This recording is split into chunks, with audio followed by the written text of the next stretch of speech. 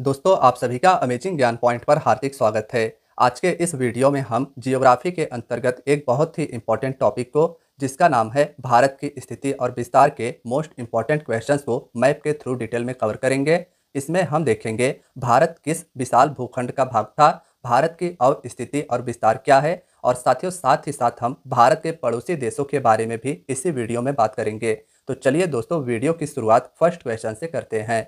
First question है, भारत की मुख्य भूमि की दक्षिणी सीमा क्या है? आपके ऑप्शंस हैं 6 डिग्री 4 मिनट उत्तरी अक्षांश, 7 डिग्री 4 मिनट उत्तरी अक्षांश, 8 डिग्री 4 मिनट उत्तरी अक्षांश और लास्ट ऑप्शन है 6 डिग्री 8 मिनट उत्तरी अक्षांश। दोस्तों क्वेश्चन पढ़ने के बाद वीडियो को रोककर आप भी कमेंट बॉक्स में आंसर देने का प्रयास कीजिएगा। यकीन मानिए सारे के सारे क्वेश्चंस इस मेथड से आपको याद हो जाएंगे।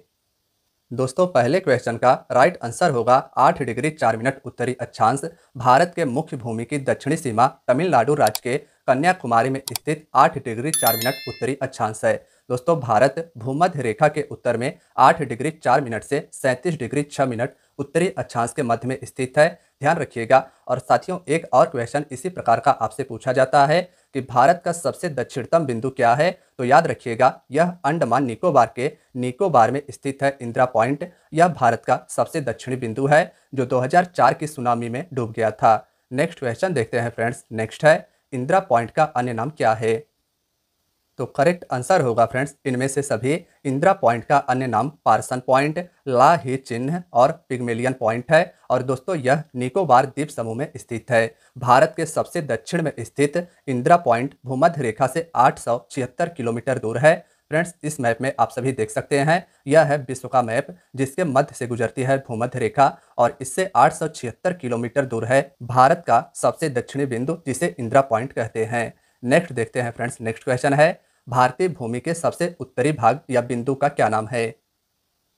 तो करेक्ट आंसर होगा इंदिरा कॉल। दोस्तों भारतीय भूमि का सबसे उत्तरी भाग लद्दाख केंद्र शासित प्रदेश में इंदिरा कॉल के नाम से जाना जाता है। लद्दाख में स्थित भारत के सबसे उत्तरी बिंदु का नाम इंदिरा कॉल है। जबकि दोस्तों मैंने आपको बताया था कि भारत के सबसे दक्षिणतम बिंदु का नाम इंदिरा पॉइंट है जो निकोबार द्वीप समूह में स्थित है। तो दोनों में फर्क आपको रखना है कि भारत के सबसे उत्तरी बिंदु को इंदिरा कॉल कहते हैं और भारत के सबसे दक्षिणतम वाले स्थान को इंदिरा पॉइंट कहा जाता है।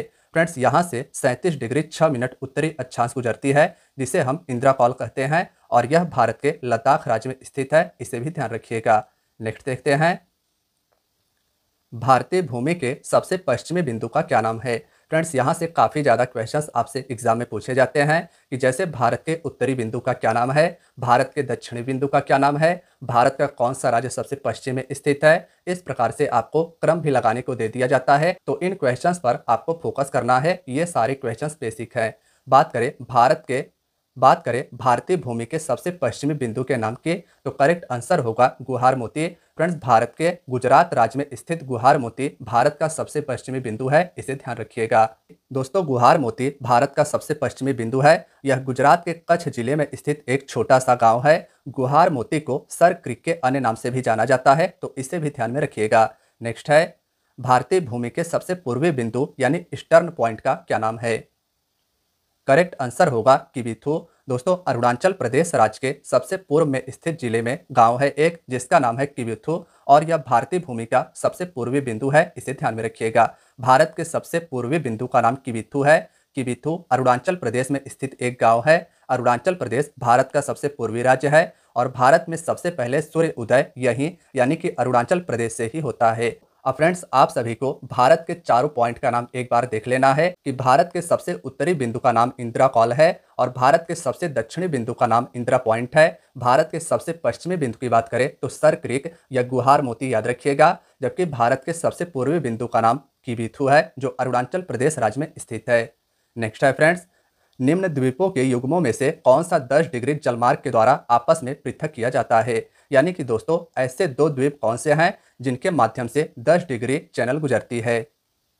करेक्ट आंसर होगा अंडमान और निकोबार। दोस्तों भारत के केंद्र शासित प्रदेश अंडमान और निकोबार के बीच में से 10 डिग्री चैनल गुजरती है, इसे ध्यान रखिएगा। फ्रेंड्स अंडमान निकोबार द्वीप की राजधानी है श्री विजयपुरम जो पहले पोर्ट ब्लेयर के नाम से जानी जाती थी। अभी हाल ही में इसका नाम चेंज किया गया है जो साउथ अंडमान में स्थित है और 10 डिग्री चैनल और 10 डिग्री चैनल अंडमान को निकोबार से अलग करता है, इसे ध्यान रखिएगा। देखिए दोस्तों, 10 डिग्री चैनल अंडमान और निकोबार को अलग करता है, जिसे मैंने आपको बताया। डंकन पास दक्षिणी अंडमान और निकोबार को अलग करता है, तो इसे भी ध्यान रखिएगा। दोस्तों, डंकन दर्रा हिंद महासागर में स्थित एक जल संधि है जो लगभग 48 किलोमीटर चौड़ा है। नेक्स्ट है, निम्न में से कौन श्रीलंका को भारत से पृथक करती है? करेक्ट आंसर होगा पाक जल संधि।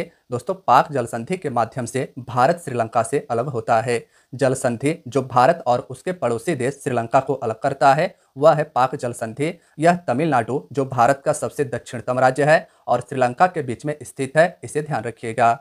नेक्स्ट है, किसके माध्यम से मन्नार की खाड़ी पाक जल डमरू मध्य से अलग होती है?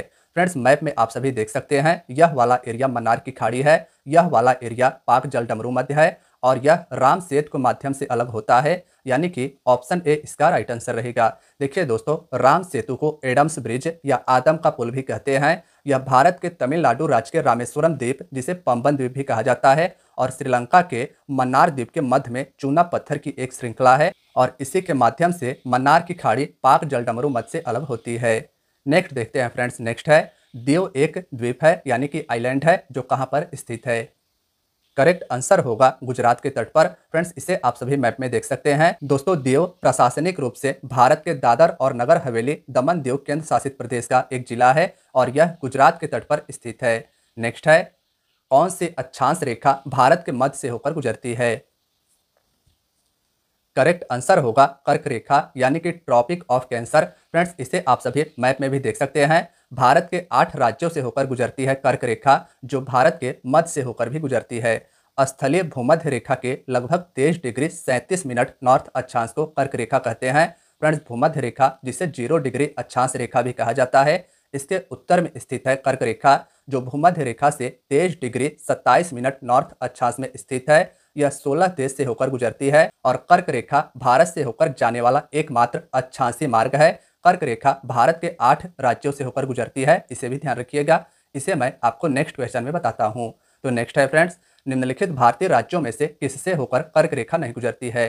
फ्रेंड्स, क्वेश्चन काफ़ी ज़्यादा इंपॉर्टेंट है। मैंने पीछे आपको बताया कि कर्क रेखा भारत के 8 राज्यों से होकर गुजरती है, तो करेक्ट आंसर होगा उत्तर प्रदेश से। दोस्तों, उत्तर प्रदेश से कर्क रेखा नहीं गुजरती है। बात करें कर्क रेखा के, तो जिन 8 भारतीय राज्यों से होकर कर्क रेखा गुजरती है उनके नाम है गुजरात, राजस्थान, मध्य प्रदेश, छत्तीसगढ़, झारखंड, पश्चिम बंगाल, त्रिपुरा और मिजोरम।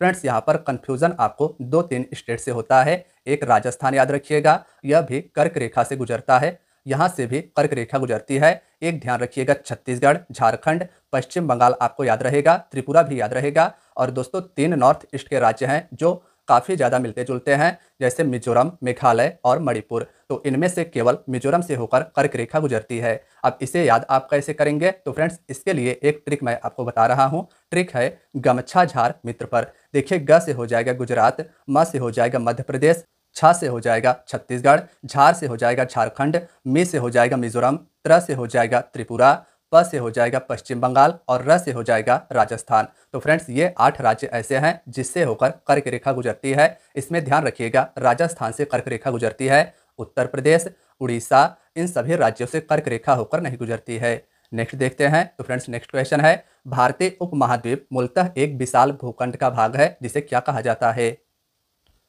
करेक्ट आंसर होगा गोंडवाना लैंड।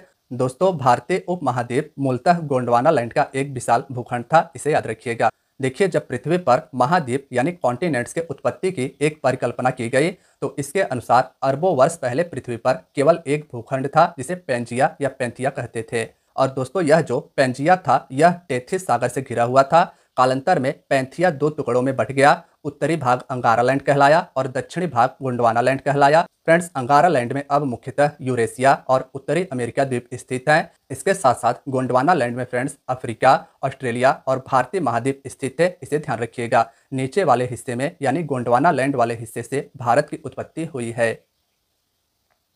प्राचीन भारतीय भौगोलिक मान्यता के अनुसार भारतवर्ष किस द्वीप का अंग था? तो करेक्ट आंसर होगा जम्बू द्वीप का।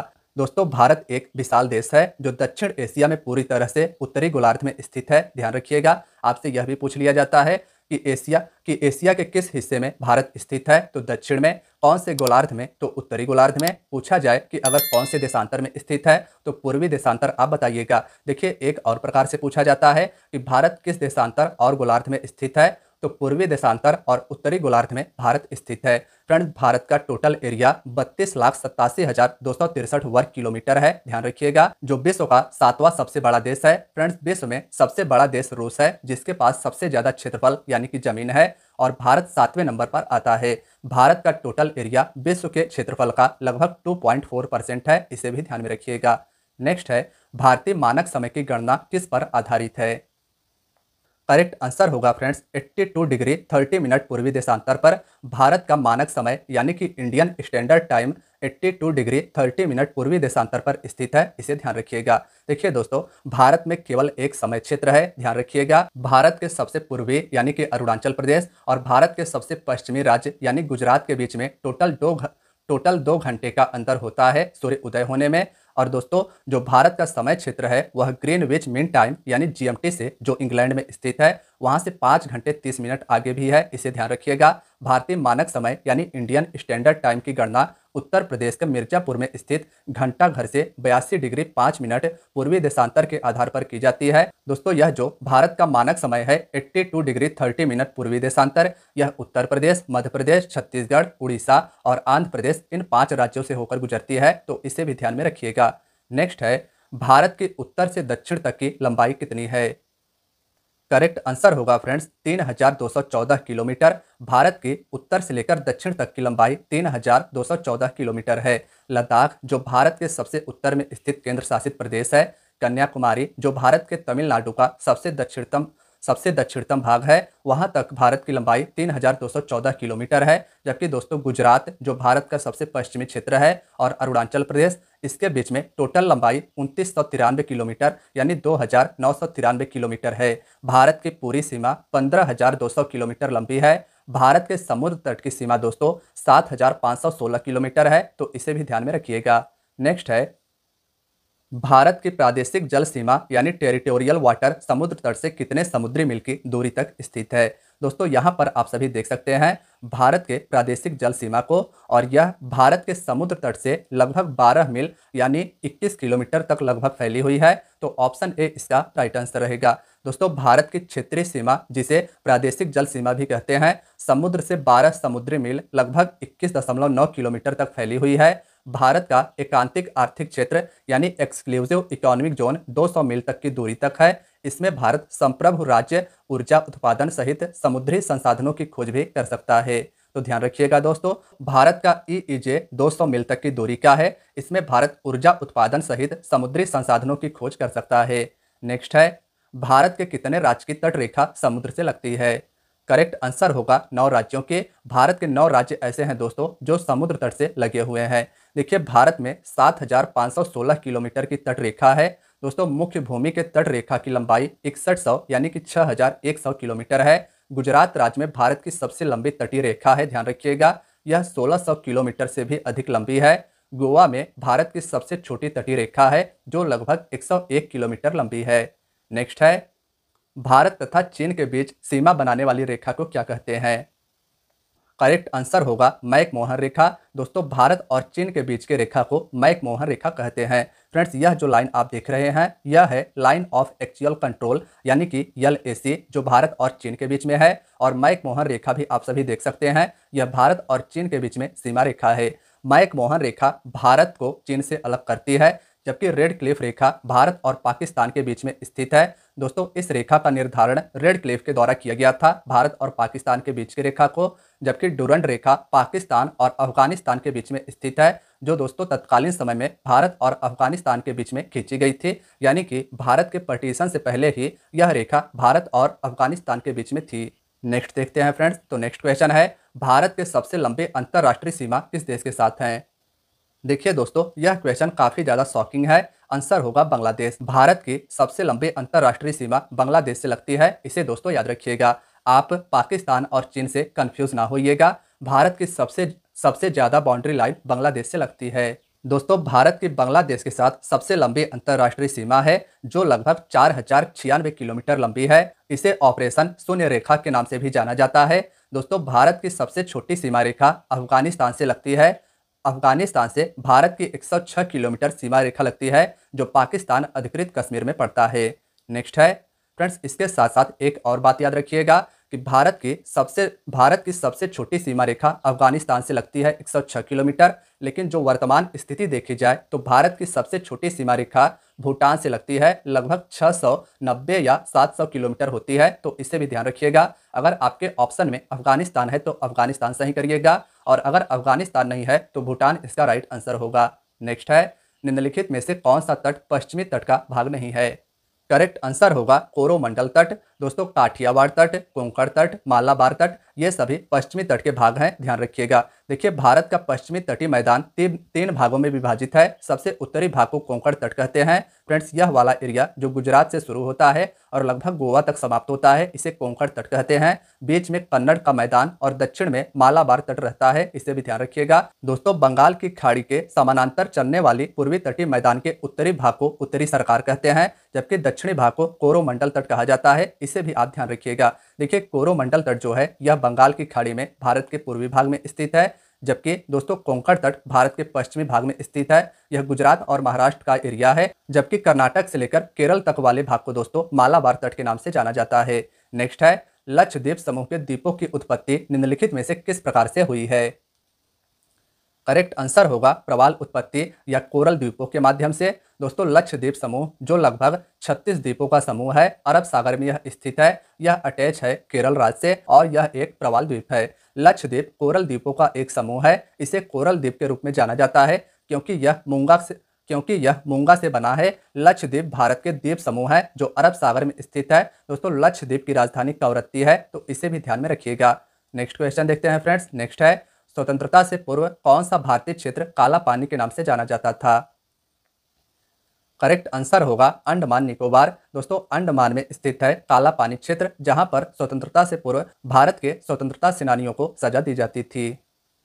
थार मरुस्थल कहां पर स्थित है? करेक्ट आंसर होगा राजस्थान में। दोस्तों थार मरुस्थल भारत के राजस्थान में मुख्यतः स्थित है। थार मरुस्थल जिसे ग्रेट इंडियन डेजर्ट भी कहा जाता है, इसका 85% हिस्सा भारत में है और 15% हिस्सा पाकिस्तान में है। विश्व का सबसे बड़ा मरुस्थल दोस्तों अंटार्कटिका का मरुस्थल है, इसे भी ध्यान रखिएगा। साथियों कहीं कहीं पर आपको लिखा मिलेगा कि विश्व का सबसे बड़ा मरुस्थल सहारा मरुस्थल है, तो दोनों याद रखिएगा, कोई भी आपके आंसर में हो सकता है। लद्दाख का वह हिस्सा जिस पर चीन का अधिकार है वह क्या कहलाता है?